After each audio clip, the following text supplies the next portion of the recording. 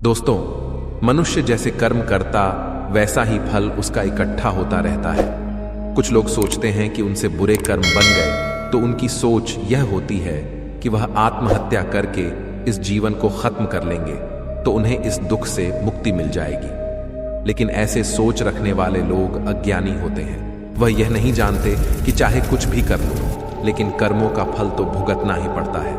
आज की इस कहानी में जानेंगे कि मनुष्य को पूर्व जन्म का भी कर्ज चुकाना पड़ता है। एक समय की बात है, गांव से कुछ दूर एक जंगल में एक महात्मा का आश्रम था। वह बहुत ज्ञानी थे। उनसे लोग दूर दूर से ज्ञान प्राप्त करने आते थे। एक दिन वह महात्मा उपदेश दे रहे थे। तभी उनके एक शिष्य ने पूछा, गुरुदेव, मैं यह जानना चाहता हूं, मनुष्यों को पूर्व जन्म का कर्ज भी चुकाना पड़ता है और मृत्यु के बाद मनुष्य की आत्मा अपने साथ वह कौन कौन सी चीजें हैं जो साथ लेकर जाती है तथा उन सभी का प्रभाव मनुष्य की मृत्यु के बाद किस तरह से रहता है। महात्मा ने कहा, भंते, आज आपने जो प्रश्न किए हैं वह समस्त मानव जाति के कल्याण हेतु अत्यंत महत्वपूर्ण है। यह सत्य है कि मनुष्य को अपने पूर्व जन्म का कर्ज अवश्य ही चुकाना पड़ता है और मृत्यु के बाद भी कुछ ऐसी चीजें हैं जो आत्मा के साथ में ही रहती है और उनका प्रभाव मनुष्य के दूसरे जन्म पर भी पड़ता है। तब शिष्य ने पूछा, गुरुदेव, वह कौन सा कर्ज होता है जो अगले जन्म में भी चुकाना पड़ता है और वह कौन सी चीजें हैं जो अगले जन्म में भी प्रभाव डालती है। फिर महात्मा ने कहा, आज मैं आपको इसी विषय में एक कथा सुनाता हूं। आप इस कथा को ध्यान लगाकर पूरा सुनोगे तो आपको आपके सभी प्रश्नों के उत्तर अवश्य मिल जाएंगे। आगे महात्मा कहते हैं, एक समय की बात है, किसी नगर में संतोष नाम का एक ब्राह्मण रहता था और उसकी पत्नी का नाम शकुंतला था। वह अत्यंत गरीब घर में जन्मा था, लेकिन वह अत्यंत बुद्धिमान और मेहनती था। जब वह निर्धन था तब उसे धन की अधिक लालसा नहीं थी, लेकिन अपनी मेहनत के जोर पर जैसे जैसे उसके पास धन का संग्रह होने लगा तब वह दिन रात उस धन को बढ़ाने की चिंता में डूबा रहता था। उसकी पत्नी रूपाली भी धन की अत्यधिक लालची स्त्री थी। आप तो जानते ही हैं कि धन की लालसा ऐसी होती है जो बढ़ते धन के साथ साथ बढ़ती ही जाती है। संतोष अब ऐसा सोचता था कि काश उसे कोई ऐसी युक्ति मिल जाए जिससे कुछ ही दिनों में धन में हजारों गुना बढ़ोतरी हो जाए। पहले वह धन को चंचल और हाथ का मैल समझता था और कहता था, धन का क्या है, वह तो हमेशा आता जाता रहता है। लेकिन तब वह मूर्ख था। अब उसकी आंखें खुल गई थीं और वह धन का अत्यधिक संग्रह करने लगा। उस धन से दान, धर्म आदि करने लगा तथा वह साधु और मेहनतों की सेवा में लगाता था।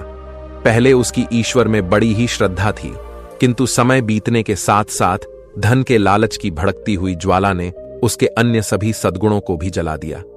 धन की लालसा ने उसकी अंतरात्मा को हमेशा के लिए नष्ट कर दिया।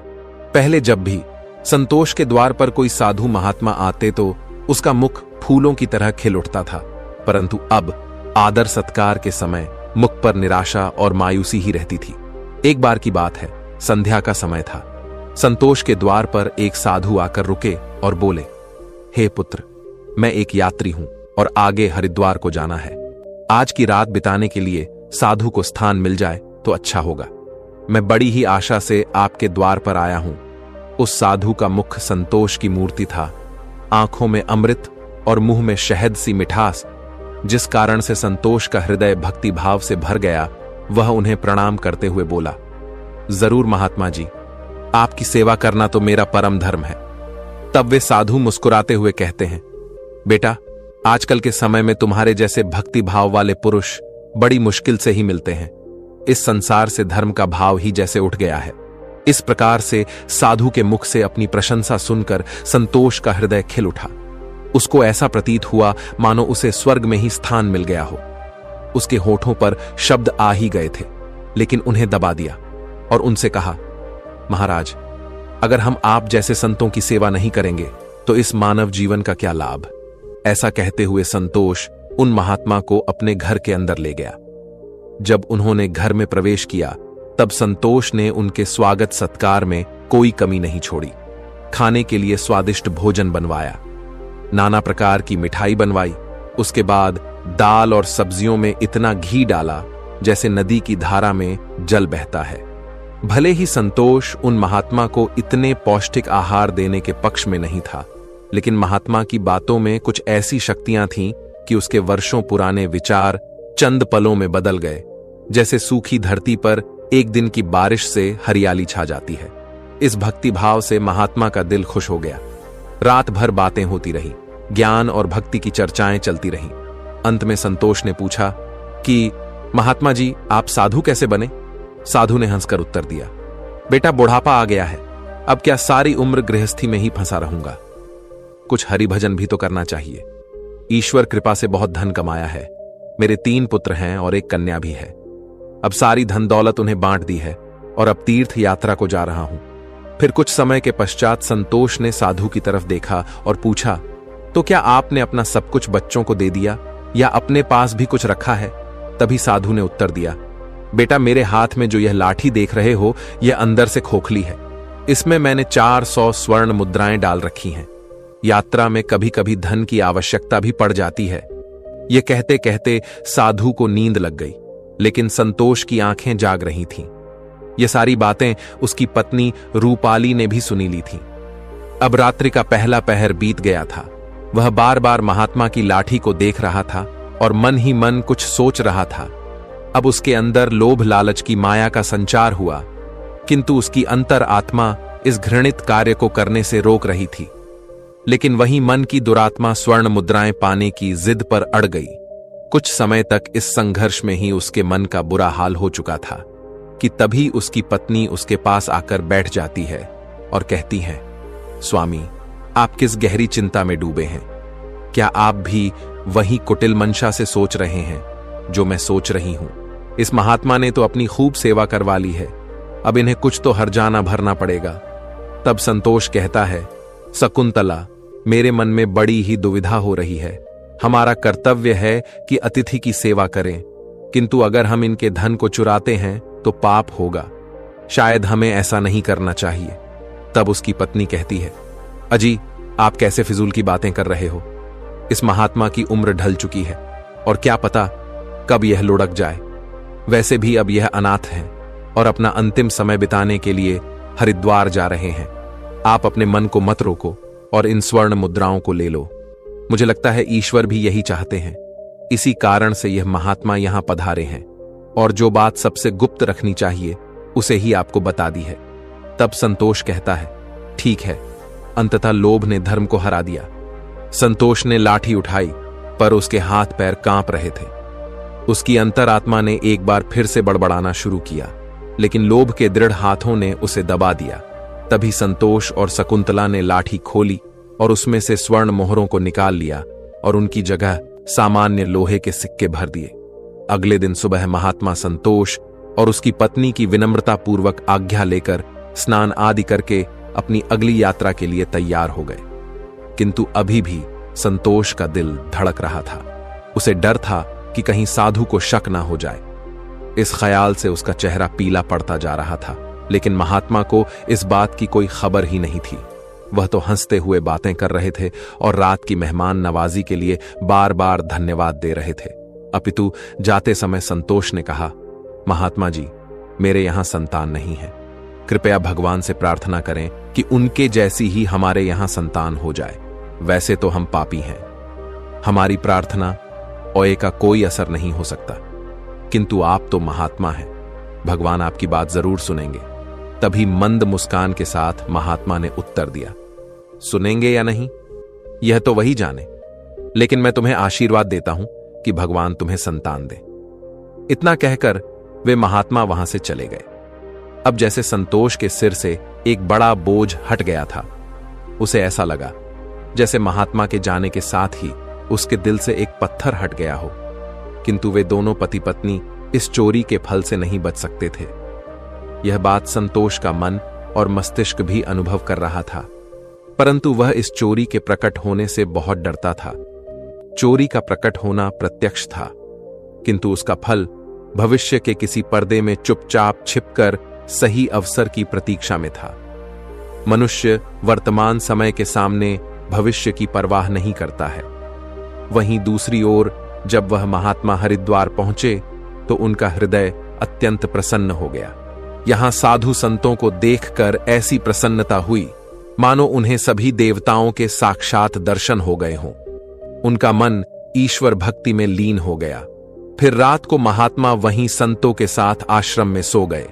फिर अगले दिन स्नान करके उन्होंने उस मंदिर के मुख्य रसोइये को बुलाकर कहा, मैं यहां श्रद्धा हेतु आने वाले सभी यात्रियों के लिए अन्नदान करना चाहता हूं। यही एक इच्छा मेरी बाकी है। कृपया आप हमें बताएं कि सभी लोगों के भोजन, निवास और वस्त्र दान के लिए कितना खर्च हो सकता है। तभी उस व्यक्ति ने कुछ हिसाब करते हुए बताया कि महाराज, अन्नदान, निवास और वस्त्रदान और अन्य सभी प्रकार के कार्यों के लिए कुल 300 स्वर्ण मुद्राएं लग सकती हैं तथा 20-30 से कम अधिक लग सकती हैं। क्या आपके पास इतना ज्यादा और पर्याप्त धन है? महात्मा ने कहा, ठीक है, मैं इसका प्रबंध करता हूं। महात्मा ने कहा, आप बस कल के सभी कार्यक्रमों का आयोजन करो। कहकर वे गंगा स्नान के लिए चले गए। फिर अगले दिन उनके कहे अनुसार उस रसोइये ने पूरा आयोजन किया। हरिद्वार के परिसर में बड़ी ही धूमधाम और खुशी के साथ अन्नदान, वस्त्रदान, भजन आदि कार्यों को संपन्न किया। वहां मौजूद सभी लोग देखकर खुशी से कहने लगे, महात्मा स्वयं गरीब होकर कितने उदार हैं और जिनके पास धन की कोई कमी नहीं होती। वे व्यर्थ के दिखावे में लुटा देते हैं, परंतु धर्म की राह पर एक कौड़ी भी खर्च नहीं करते। यह एक नेक दिल मनुष्य है जिसने अपना धर्म समझा और धर्म के सामने धन का मोह नहीं देखा। अपनी प्रशंसा सुनकर महात्मा की खुशी का कोई ठिकाना न रहा।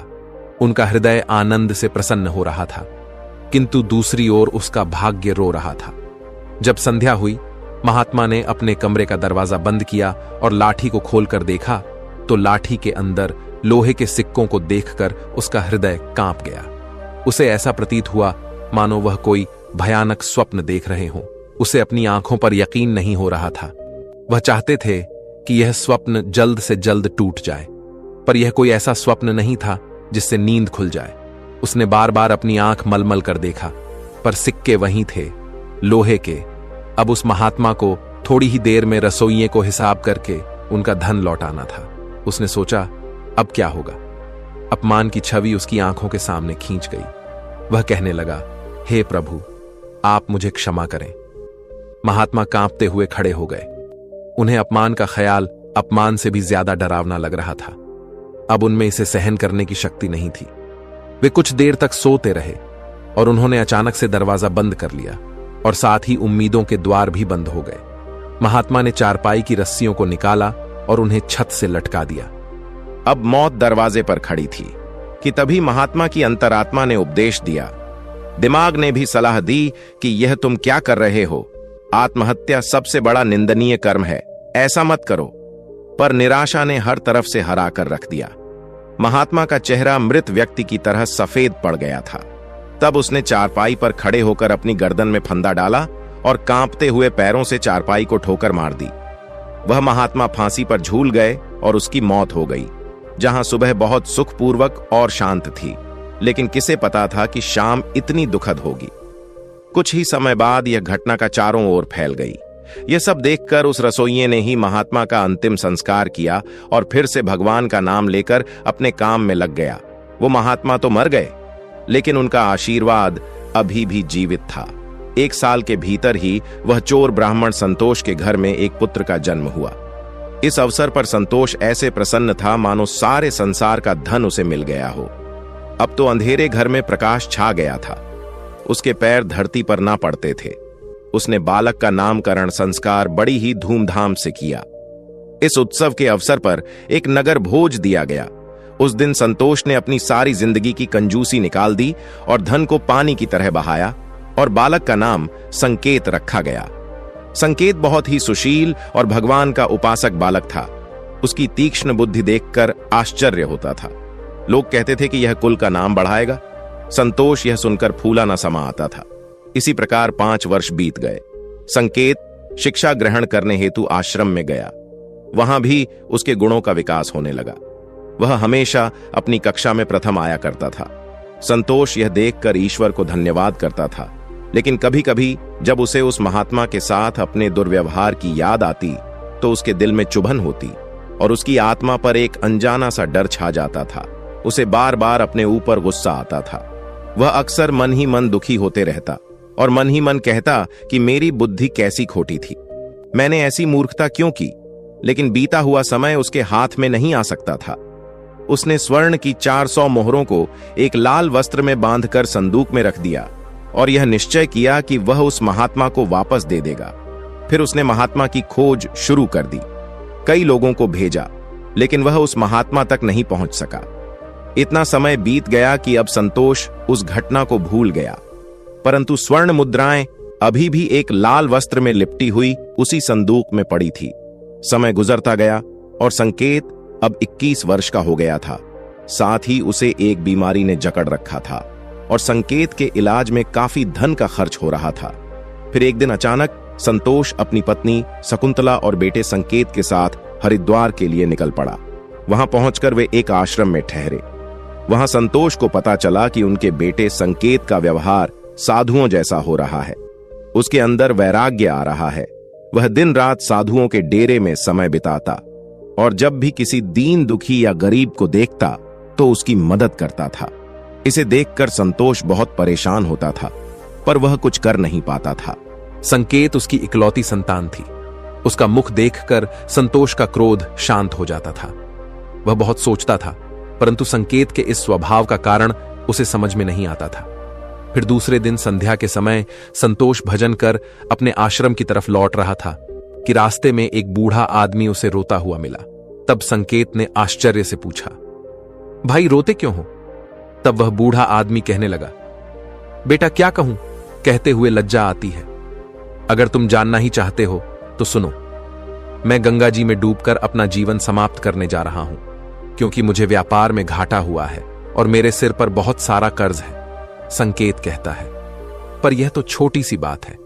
उस बूढ़े व्यक्ति ने अजीबोगरीब नजरों से संकेत की ओर देखते हुए कहा, मुझे अपना कर्ज चुकाना है, नहीं तो मेरे पास आत्महत्या करने के अलावा कोई विकल्प ही नहीं है।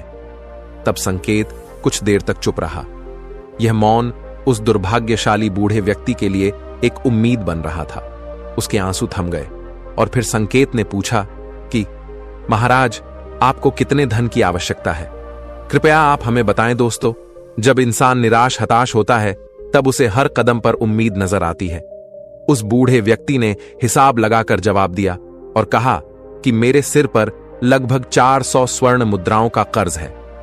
संकेत फिर से कुछ देर के लिए चुप रहा। फिर उसने कहा, महाराज आप चिंता मत करो, आप बस इसी गंगा के तट पर मेरी प्रतीक्षा करो। मैं बस अभी वापस आता हूं। आपके लिए मैं कहीं से धन का संग्रह करके लाता हूं। तब बूढ़े आदमी ने कहा, बेटा यहीं पास में ही मेरी एक धर्मशाला है, तुम वहीं आ जाओ। उसी समय संकेत भागते हुए वापस आश्रम में आ पहुंचा। उस समय उसके हृदय में हलचल सी मची हुई थी। उसका चित्त व्याकुल था।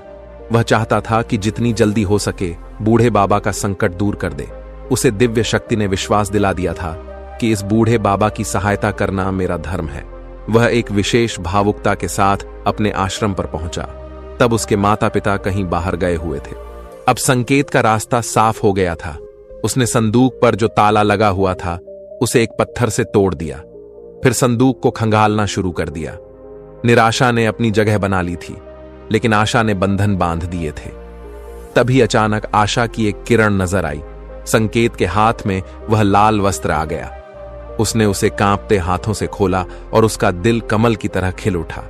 उस रुमाल में पूरी 400 स्वर्ण मुद्राएं थीं। यह वही सोने की मुद्राएं थीं जिन्हें संतोष ने कभी एक महात्मा से चुराया था। जब मुद्राओं की गिनती की तो वे पूरी 400 ही निकली। संकेत का दिल प्रसन्नता से भर गया।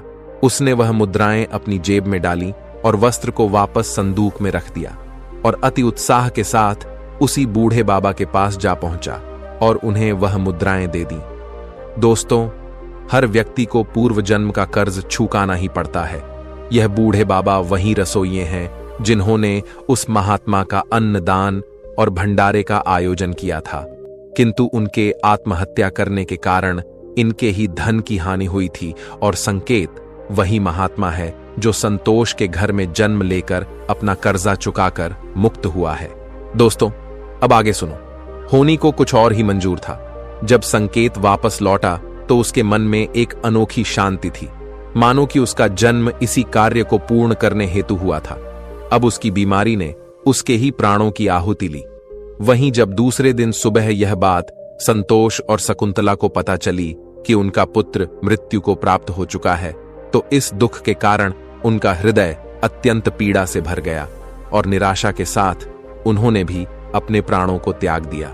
जब उन तीनों की मृत्यु हुई तो उसी रसोइये ने उनका अंतिम संस्कार किया। जब उन तीनों की आत्माओं को यमराज के दरबार में लाया गया, तब यमराज ने संकेत को स्वर्ग में भेज दिया। वहीं दूसरी ओर संतोष और उसकी पत्नी शकुंतला को घोर नरक में डाल दिया। तत्पश्चात उन दोनों को ही अपाहिज बनाकर धरती लोक पर कुत्ते के रूप में जन्म देकर वापस भेज दिया। दोस्तों, जो भी मनुष्य अपने जीवन में कर्ज नहीं चुकाते हैं, उन्हें जन्म जन्मांतर तक कष्ट भोगने पड़ते हैं। इसीलिए मनुष्य को किसी भी प्रकार के एहसान और कर्ज को चुकता करना चाहिए। दोस्तों, महात्मा आगे कहते हैं, हे भंते, आपके दूसरे प्रश्न के अनुसार मृत्यु के पश्चात भी 5 ऐसी चीजें हैं जो शरीर का साथ नहीं छोड़ती हैं और मृत्यु के पश्चात भी उस आत्मा के साथ ही रह जाती। यानी मृत्यु के पश्चात जब आत्मा दूसरे शरीर में प्रवेश करती है तो यह चीजें आत्मा के साथ उस नए शरीर में प्रवेश कर जाती हैं। कामना वह पहली चीज है जो मनुष्य की मृत्यु के साथ ही रहती है और अगले जन्म में भी उसके साथ रह जाती है। दूसरी है कर्म। मनुष्य इस जीवन में पुण्य कर्म और अच्छे कर्म करता है तो अगले जन्म में भी उस मनुष्य को सुख, शांति और समृद्धि की प्राप्ति होती है। तीसरी है वासना। वासना भी कामना का ही एक प्रकार है। वासना एक ऐसी चीज मानी जाती है जिसका कोई भी अंत नहीं है। मृत्यु की चौखट पर आए हुए लोग भी वासना से मुक्त नहीं हो पाते हैं। इस सांसारिक सुख की चाहत और काम की इच्छा वासना कहलाती है। मन की शांति और ज्ञान ही एकमात्र वस्तु है जो वासना से मुक्ति दिलवा सकती है। चौथी है स्मृति या ज्ञान। बुद्धिमान मनुष्य हमेशा ही बुद्धिमान और विवेकशील रहते हैं, जिस कारण से उन्हें जल्दी मुक्ति की प्राप्ति होती है। और पांचवी बात है कर्ज। यह एक ऐसी चीज है जो मनुष्य के मरने के बाद भी उसका पीछा नहीं छोड़ती है। अगर किसी से कर्ज लिया है तो उसे मरने से पहले जरूर छू देना चाहिए। लिया गया कर्ज और दिया गया कर्ज जन्म जन्मांतर तक उस मनुष्य के साथ ही रहता है। अगर कोई मनुष्य कर्ज लेकर मरता है तो उसका कर्ज परलोक में वापस मांगा जाता है, साथ ही उसे अपने कर्ज की सजा भी दी जाती है। इतना ही नहीं, पुनर्जन्म में उस कर्ज के भरण के तौर पर उस मनुष्य के शरीर के किसी भी हिस्से को अपंग या अपाहिज बना दिया जाता है। अगले मिलने वाले जन्म में भी वो व्यक्ति सुख सुविधाओं से दूर रहता है और हमेशा अपने जीवन में असफल रह जाता है। तो दोस्तों, कैसी लगी आपको ये कहानी? आप हमें कमेंट सेक्शन में जरूर बताना और अच्छी लगी हो तो इस चैनल को सब्सक्राइब जरूर कर लेना। तो चलिए मिलते हैं ऐसी ही कोई नई कहानी में। तब तक के लिए अपना ख्याल रखें। धन्यवाद और नमोः बुद्धाय।